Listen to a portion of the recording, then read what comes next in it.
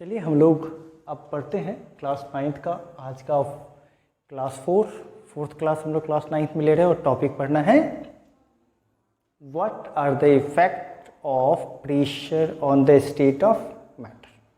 What are the effect of pressure on the state of matter. ठीक है, अब देखते हैं क्या है। When we apply the pressure, okay, when we apply the pressure the space between the molecules reduces.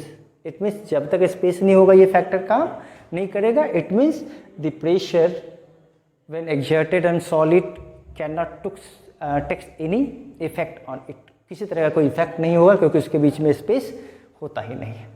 तो ये effect किस पे करेगा? या तो ये गैस पे करेगा या तो लिक्विड पे करेगा. तो क्या होता है, लिक्विड पे जब हम लोग अप्लाई करते हैं pressure, when pressure applied on the liquid, है ना, and temperature is reduces. Pressure बढ़ाना है और टेम्परेचर घटाना है. प्रेशर बढ़ाना है और टेम्परेचर घटाना है. जब ही प्रेशर बढ़ाते हो और टेम्परेचर को घटाते हो तो किस में कन्वर्ट हो जाता है? सॉलिड में. यानी ये लिक्विड जो था वो किस में कन्वर्ट हो जाएगा? सॉलिड में कन्वर्ट हो जाएगा. क्यों? क्योंकि on applying the pressure the molecules come closer. When we apply the pressure and reduce the temperature, the kinetic energy reduces, particles become closer. और अगर बढ़ाते और क्लोजर आता है यानी लिक्विड को हम लोग सॉलिड में कन्वर्ट कर सकते हैं. गैस, यस, गैस को भी कन्वर्ट कर सकते हैं. गैस के भी मॉलिक्यूल्स में अगर हम लोग टेम्परेचर को घटा दें और प्रेशर को बढ़ा दें तो वो भी चेंज हो सकता है और वो फिर से चेंज हो जाएगा आइदर लिक्विड में और सॉलिड में. किसी में भी चेंज कर सकते हैं उसको. ठीक है, इनटू या तो लिक्विड में चेंज कर सकते हैं या तो सॉलिड में चेंज कर सकते हैं. किसी में भी चेंज हो जाएगा, घबराने की बात नहीं है. और कौन सा फैक्टर हुआ जिसे चेंज करते हैं? हमने उसके ऊपर प्रेशर बढ़ाया और टेम्परेचर घटाया.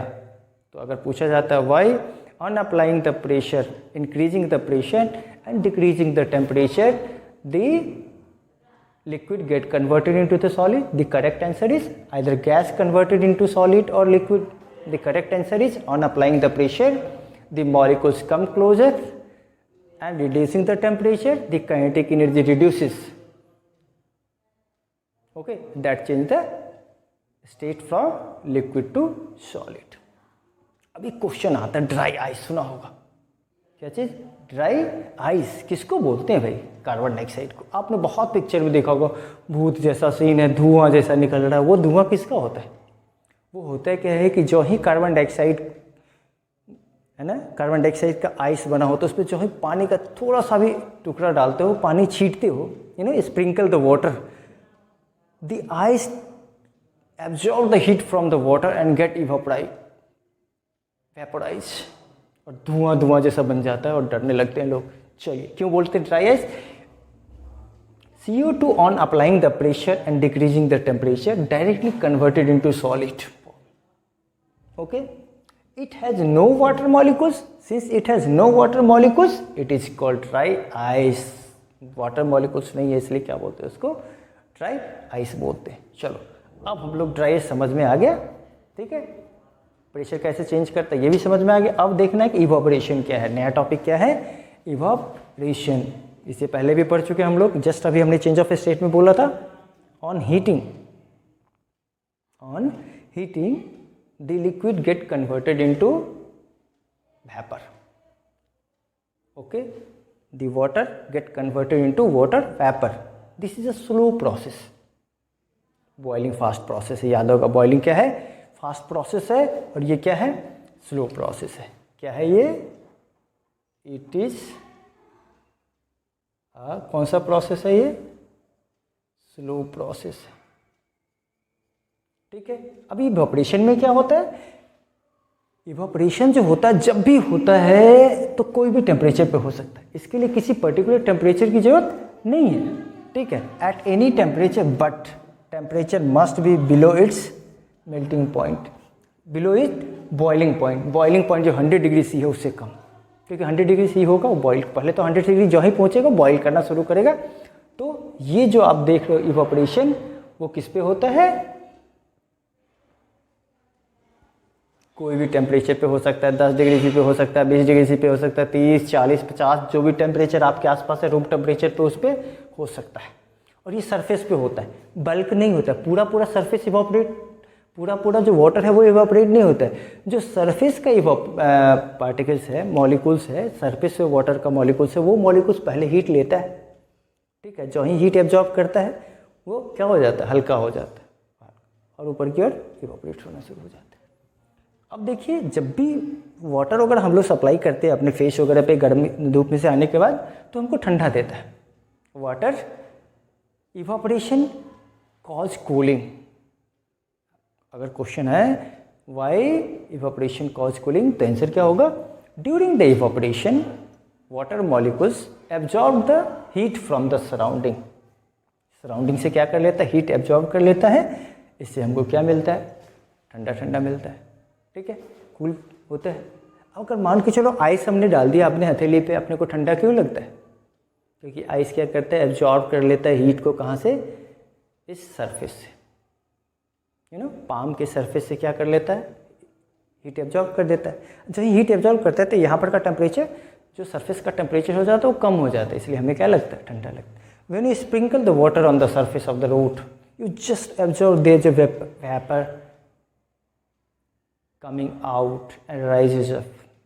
वो जो क्लाउड का फॉर्मेशन होता है ना, वो सन के हीट के कारण जो वाटर ओपन एरियाज में रहता है लैंड सरफेस पे, वो तब धीरे धीरे इवापोरेट हो जाता है, ऊपर जाके क्या बन जाता है, क्लाउड का फॉर्मेशन करता है। अपने वाटर साइकिल में पढ़ा होगा। अब देखते हैं कि इवापोरेशन को कब बढ़ा सकते हैं और कब घटा सकते हैं। इवापोरेशन कैसे कूल करता है, कूलिंग इफेक्ट करता है, समझ में आ गया। During evaporation the water molecules absorb the heat from the surrounding and keep it cool। CO2 ice समझ में आ गया। CO2 को ड्राई आइस क्यों बोलते हैं, क्योंकि उसमें वाटर मॉलिक्यूल्स नहीं रहता है। बनता है कैसे, by applying the pressure, increasing the pressure and reducing the temperature. Temperature को कम कर दो, प्रेशर को बढ़ा दो। ओके, चलो अब देखते हैं कि फैक्टर कौन कौन सा है, कैसे हम लोग रेट ऑफ इवापोरेशन को बढ़ा सकते हैं और रेट ऑफ इवापोरेशन को घटा सकते हैं। चलिए हम लोग पहला फैक्टर देखते हैं जो अफेक्ट करता है रेट ऑफ इवापोरेशन को। जो पहला फैक्टर है वो है temperature. On increasing the temperature, on increasing the temperature, more particles of water absorb the heat and change into water to water vapor. Therefore, on increasing temperature, rate of evaporation increases. क्यों increase हो गया, क्योंकि जो molecules है उसको kinetic energy ज़्यादा मिल जाता है। तो पहला फैक्टर क्या हो गया, पहला फैक्टर कौन सा हो गया, yes, increase in temperature, increase in temperature. ठीक है, समझ में आ गया। चलिए अब देखना है कि इसका कुछ एग्जाम्पल देख लीजिए। मैं बता दूं कि कपड़ा जो आप डालते हो, when you just put the cloth into the sun, dry up due to increase in rate of evaporation. एक और यहाँ पे बात आता है, कपड़े को जब आप क्या करते हो और फैला के डालते हो, ठीक है, बहुत ज़्यादा फैला देते हो, ठीक है, स्प्रेड आउट कर देते हैं, तो उसका रेट ऑफ इवेपोरेशन बढ़ जाता है। क्यों? On spreading out the rate of evaporation increases because, याद करिए, क्योंकि वो क्या है, सरफेस पे, यानी क्या होता है, on spreading cloth dry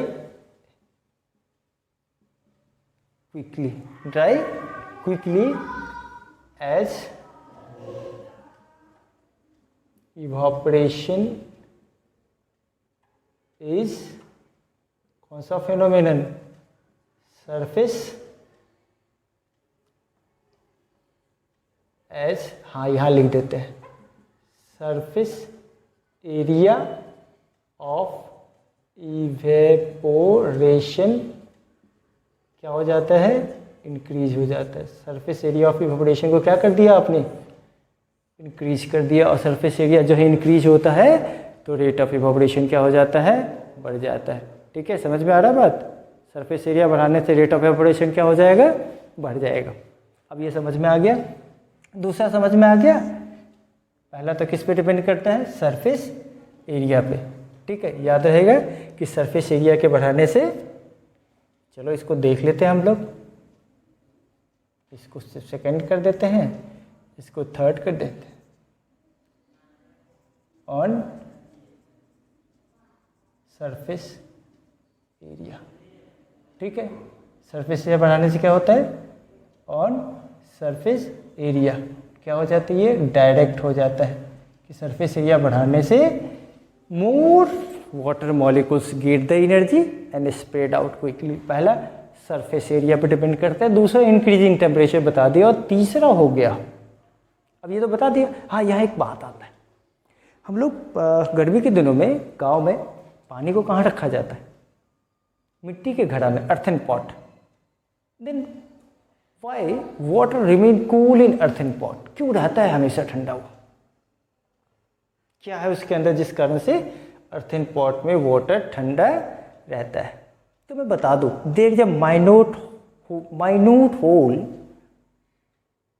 on the surface of earthen pot. दिखता नहीं हम लोग को, नहीं दिखता है, लेकिन है। ठीक है, अब क्या होता है कि वाटर जो जब हम डालते हैं अर्थन पॉट में, water present in the earthen pot comes on the surface of earthen pots through the small pores present on the surface of earthen pot allow water to come into the surface phenomenon अब दिखेगा। ठीक है, due to the sun's heat the water molecules present on the surface vaporize। अब वो vaporise होगा, ठीक है, तो कूल करेगा, क्योंकि वो गर्मी कहाँ से लिया, कहाँ से लिया वो, उसी अर्थन पॉट से ना। क्योंकि जो भी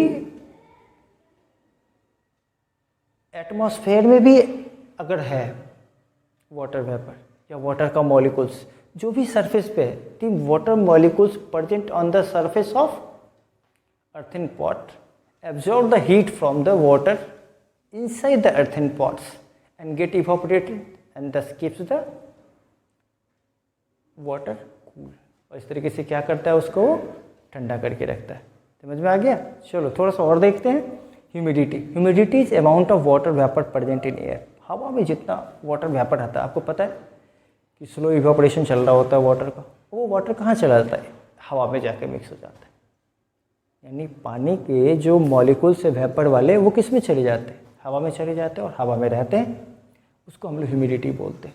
अब जो ही ह्यूमिडिटी बढ़ेगा तो क्या होगा, रेट ऑफ इवेपोरेशन घट जाएगा। क्यों कि सबसे पहले जो वाटर वेपर इवापोरेट होकर जहाँ जाता है वहाँ तो पहले से क्या है, वाटर वेपर प्रेजेंट है। तो जो वाटर वेपर प्रेजेंट है वो पहले एटमॉस्फेयर की हीट को एब्जॉर्ब कर लेता है, जिससे कि जो दूसरे वाटर सरफेस पे जो है वो इवापोरेट नहीं हो पाता है। तो अगर आप कपड़ा डालते हो ठंडी के समय में तो वो देर से सूखता है, क्योंकि जो सन का हीट निकलता है वो पहले जो एटमॉस्फेयर में वाटर वेपर है वो एब्जॉर्ब कर लेता है। अब उसका हीट इनफ नहीं होता है किसके लिए, जो क्लॉथ वाला वाटर है उसको इवापोरेट करने के लिए। ठीक है, समझ में आ रहा है? तो बारिश के दिनों में कपड़ा देर से क्यों सूखता है, समझ में आ गया। गर्मी में बहुत फास्ट क्यों सूखता है, ये भी समझ में आ गया। अब है कौन सा, एक और फैक्टर है, वो है विंड स्पीड। हाँ, यहाँ पर एक क्वेश्चन मुझे याद आ गया, अक्सर आता है डिजिट्स कूलर। अब यहाँ पे एक बात और कर दे, एक और को, क्या चीज़,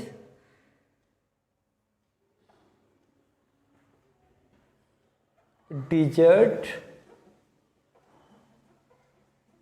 कूलर क्या करता है,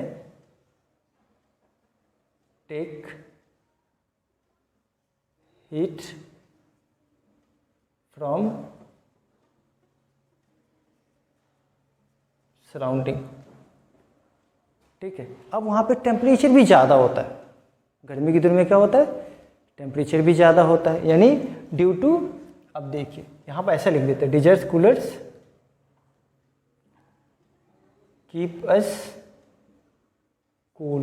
क्यों हमको ठंडा करते हैं? क्योंकि क्या होता है, due to high temperature and less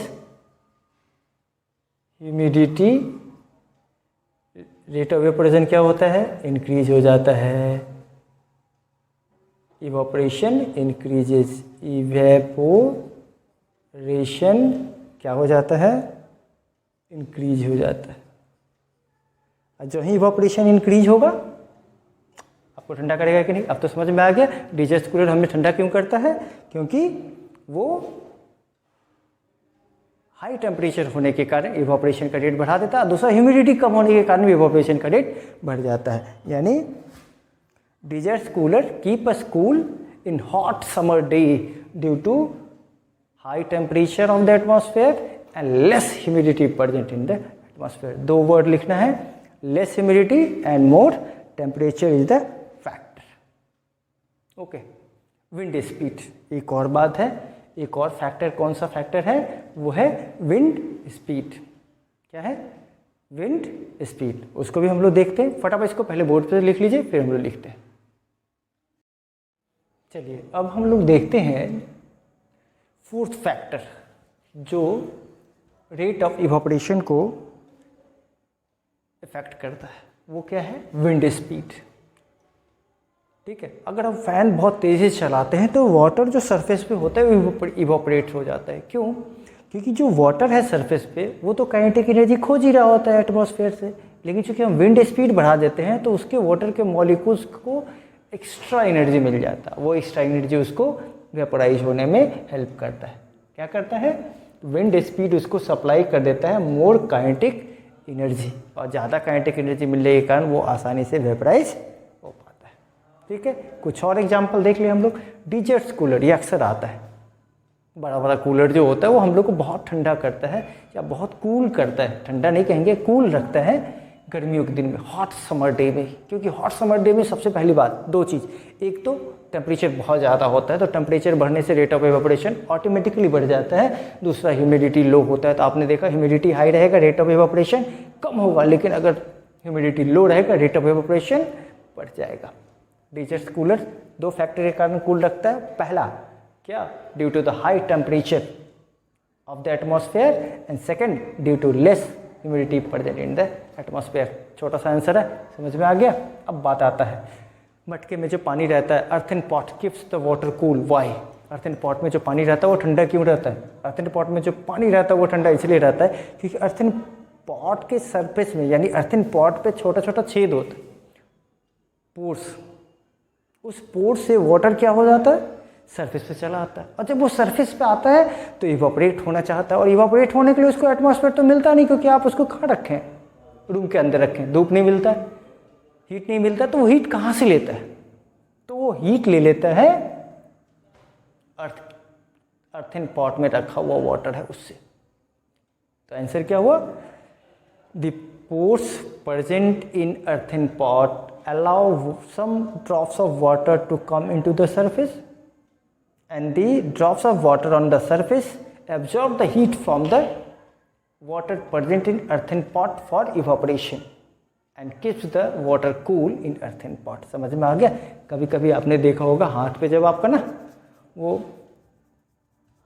पापा वाला सेविंग लोशन गिर जाता है, ठंडा ठंडा लगता है, परफ्यूम भी रहता है तो ठंडा ठंडा लगता है, एसीटोन भी रखेंगे तो ठंडा ठंडा लगता है। क्यों? एसीटोन, परफ्यूम और पेट्रोल प्रोड्यूसेस कूलिंग इफेक्ट। क्या प्रोड्यूस करता है? कूलिंग इफेक्ट प्रोड्यूस करता है। क्यों? क्योंकि वो हीट एब्जॉर्ब कर लेता है, कहाँ से, बॉडी सरफेस से, क्योंकि उसका बॉइलिंग पॉइंट बहुत ही कम होता है। बॉइलिंग पॉइंट क्या होता है, बहुत ही लो होता है। लो बॉइलिंग पॉइंट होने के कारण वो बॉडी सरफेस पे ही इवापोरेट हो जाता है और अपने को क्या करता है, कूल बना के रखता है।